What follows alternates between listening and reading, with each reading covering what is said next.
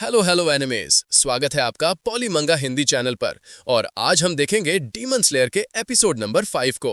अगर आपने अब तक इसके पिछले एपिसोड्स नहीं देखे तो उसकी लिंक आपको डिस्क्रिप्शन में मिल जाएगी। तो चलिए जानते हैं आगे की स्टोरी को एपिसोड नंबर 5 के साथ, जिसका नाम है माय ओन स्टील। पिछले एपिसोड में हमने देखा था कि तांजीरो फाइनल टेस्ट में एंटर कर चुका है और यहाँ उसका सामना एक अजीब से म्यूटेंट डीमन से होता है। और ये वही डीमन है जो साबितो, मकोमो और न जाने कितने साकुंजी के स्टूडेंट्स को मार चुका है। अब ये सब जानकर तांजीरो बहुत गुस्सा हो जाता है और फोकस करते हुए इस डीमन की तरफ बढ़ता है और वाटर ब्रीदिंग से अटैक शुरू करता है। फिर बिजली की तेजी से तांजीरो वाटर ब्रीदिंग का first form water surface slash का इस्तेमाल करके अपनी स्वॉर्ड से म्यूटेंट डीमन का गला कट देता है। अब म्यूटेंट डीमन को अपना पास्ट याद आने लगता है, जहां एक नॉर्मल डीमन होता है और इंसानों को खा रहा होता है। तभी वहां साकुंजी आ जाते हैं और डीमन को पकड़ने की कोशिश करते हैं। म्यूटेंट डीमन घायल हो जाता है और वहां से भागने की कोशिश करता है, पर साकुंजी उसका पीछा करते हैं। डीमन एक जगह रुकता है और अपने आसपास साकुंजी को ढूंढने लग जाता है, पर साकुंजी उसके पीछे अचानक आ जाते हैं और वाटर ब्रीदिंग इस्तेमाल करके डीमन को हरा देते हैं और उसी जंगल में कैद कर देते हैं। और इसीलिए वो साकुंजी से बदला लेने के लिए उनके स्टूडेंट्स को मार रहा होता है। अब प्रेजेंट में जब तांजीरो डीमन को मारने आता है, म्यूटेंट डीमन को उसमें साकुंजी का चेहरा दिखाई देता है और वो शॉक्ड हो जाता है और गर्दन अलग होते ही म्यूटेंट डीमन की बॉडी धुआं बनकर हवा में बहने लग जाती है। वो डीमन सोचता है कि उसके सामने उसका बॉडी खत्म हो रहा है और वो कुछ नहीं कर सकता। फिर वो सोचता है कि मरते टाइम जिस आखिरी चीज को वो देख रहा है वो एक डीमन स्लेयर है। डीमन मरने के बाद आफ्टर लाइफ में चला जाता है, जहां उसे याद आता है कि कैसे उसने डीमन बनते ही अपने बड़े भाई को भी खा लिया था, जिससे वो सबसे ज्यादा प्यार करता था। ये तांजीरो को धुआं बनती हुई डीमन की बॉडी से बहुत ही दुखी कर देने वाली स्मेल आती है, तो वो उसका हैंड पकड़कर प्रे करता है, जब इस इंसान का पुनर्जन्म हो तो ये डीमन ना बने। और ये महसूस करके डीमन की भी आंखों में आंसू आ जाते हैं। फिर उस डीमन की आत्मा को एक रोशनी दिखाई देती है और वो रोशनी की तरफ चला जाता है। उसका अगला जन्म हो जाता है और जहां पर डीमन वापस इंसान बनता है और अपने बड़े भाई का हैंड पकड़कर घर चला जाता है। अब तांजीरो को उन सभी लोगों की आत्माएं दिखाई देने लग जाती हैं जिन्हें डीमन ने मार डाला होता है। वो साबितो और मकोमो भी होते हैं, और क्योंकि अब म्यूटेंट डीमन मारा जा चुका है तो इन सब की आत्मा को भी शांति मिल जाती है और सभी जगह से आजाद होकर अपनी आफ्टर लाइफ में चले जाते हैं। अब अगले कुछ आवर्स तक तांजीरो डीमन से फाइट करता है और उनसे बात करने की कोशिश करता है कि डीमंस वापस इंसान कैसे बन सकते हैं ताकि वो नेजुको को ठीक कर सके, पर उसे किसी भी सवाल का आंसर नहीं मिल पाता है क्योंकि डीमंस बस उसे खाना चाहते होते हैं, जिसकी वजह से तांजीरो को उन सभी डीमंस को मारना पड़ता है। आखिरकार फिर तांजीरो वापस उस जगह जिंदा पहुंच जाता है जहां उसका फाइनल सिलेक्शन होना होता है। वहां वो देखता है कि उसके अलावा बस 3 ही लोग जिंदा बचे हैं, जबकि यहां 20 बच्चे फाइनल टेस्ट देने आए थे और जिस बच्चे को तांजीरो ने म्यूटेंट डीमन से बचाया था वो भी मारा गया है। उन चारों लोगों में 3 लड़के और 1 लड़की होती है। तांजीरो के पास खड़े सुनहरे बालों वाले लड़के को यकीन ही नहीं होता है कि वो जिंदा बच गया है, और उनके साथ वाली लड़की बस अपनी बटरफ्लाई को देखकर स्माइल करते रहती है और पूरा टाइम एक वर्ड भी नहीं बोलती। अब 2 ट्विन सिस्टर्स फिर से वहां जाती हैं और उन चारों को फाइनल सिलेक्शन टेस्ट पास करने के लिए बधाई देती हैं। आखिरी लड़का उनसे पूछता है कि अब जल्दी से मुझे मेरी स्पेशल स्वॉर्ड दे दो, तो ट्विन्स बताती हैं कि उसके लिए उन्हें वेट करना पड़ेगा और सबसे पहले उन्हें उनकी यूनिफॉर्म मिलेंगी। फिर वो कहती हैं कि डीमन स्लेयर कॉर्प में 10 रैंक्स होते हैं और अभी वो चारों डीमन स्लेयर्स की सबसे लास्ट रैंक मिजुनोटो पर है।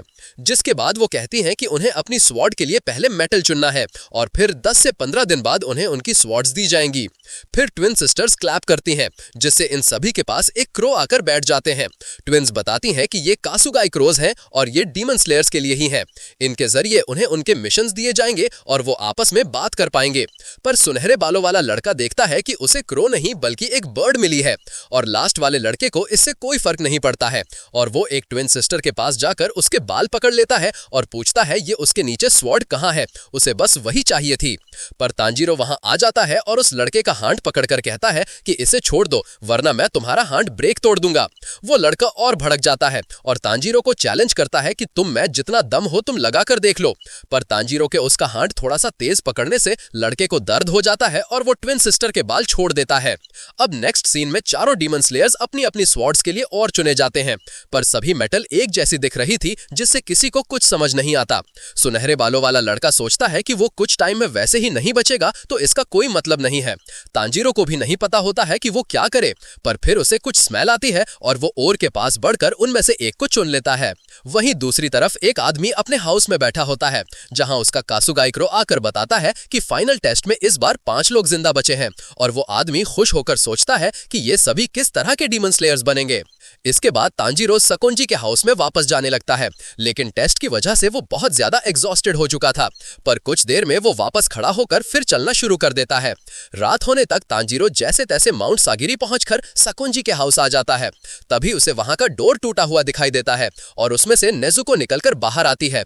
तांजीरो नेजुको को जागता हुआ देखकर बेहद खुश हो जाता है और भागते हुए उसके पास आने लगता है। नेजुको भी तांजीरो की तरफ आती है और दोनों एक दूसरे को गले लगा लेते हैं। तांजीरो रोते रोते कहता है कि तुम तो ठीक हो गई हो, मुझे लगा था कि अब तुम कभी नहीं उठोगी। सकोंजी भी तांजीरो को देखते हैं और उन दोनों को आकर गले लगा लेते हैं। वो खुशी से कहते हैं कि बेटे तुम आखिर जिंदा बच गए, तुमने कर दिखाया। अब तीनों वापस हाउस में आ जाते हैं। यहाँ सकोंजी तांजीरो को शाबाशी देते हैं डीमन को मार गिराने के लिए। वो फिर तांजीरो को अलग अलग तरह के डीमंस के बारे में बताते हैं, जिसमें कुछ डीमंस तो ब्लड डीमन स्पेल को अपनाकर सुपरनैचुरल पावर हासिल कर लेते हैं और तुम्हें ये डीमंस आगे मिलते रहेंगे। तांजीरो पूछता है कि क्या नेजुको भी इसी तरह की कोई डीमन है जो सोते रहती है, पर सकोंजी को ऐसा नहीं लगता है कि नेजुको भी ब्लड स्पेल वाले डीमन है, बल्कि उसे लगता है कि इंसानों को खाने के बदले नेजुको लंबे समय तक सोते रहती है ताकि वो खुद को रिकवर कर सके। कुछ दिन बीत जाता है और तांजीरो देखता है कि एक अजीब सी हैट वाला आदमी उनके हाउस की ओर आ रहा है। वो आदमी पूछता है कि यहाँ कोई तांजीरो रहता है क्या, जिस पर तांजीरो बताता है कि मैं ही तांजीरो हूँ, बताइए क्या काम है। आदमी कहता है कि मैं यहाँ तुम्हारी नई स्वॉर्ड देने आया हूँ। तो तांजीरो उसे हाउस के अंदर बुलाता है, पर वो आदमी उसे पूरी तरह इग्नोर करके बस स्वॉर्ड के बारे में बातें करता रहता है। वो बताता है कि ये बहुत ही स्पेशल निचेरिन स्वॉर्ड है, इसे मैंने खुद बनाया है और ये स्कारलेट क्रिम्सन सैंड और स्कारलेट क्रिम्सन ओर की मेटल से बनी है। इसका मटेरियल ऐसे पहाड़ों पर बनता है जो दिन भर धूप में रहते हैं। वो आदमी फिर तांजीरो को देखता है और तांजीरो उसका चेहरा देखकर शॉक्ड हो जाता है, क्योंकि उसने एक हायोटोको मास्क पहना हुआ था। वो कहता है कि तुम एक बहुत ही ब्राइट बॉय हो, तुम्हारे बाल और आईज रेड हैं, जिसका मतलब तुम्हारी फैमिली फायर का काम करती है और इस थिंग को बहुत लकी माना जाता है। आगे वो बोलता है कि अब इस हिसाब से तुम्हारी स्वॉर्ड रेड कलर की हो जाएगी। नेजुको और सकोंजी उन दोनों के बीच होने वाली बातें सुनते जा रहे थे, जहां सकोंजी सोचता है कि ये आदमी हगा नेजुका है जो कभी भी किसी की नहीं सुनता और बस स्वॉर्ड की बातें करता रहता है।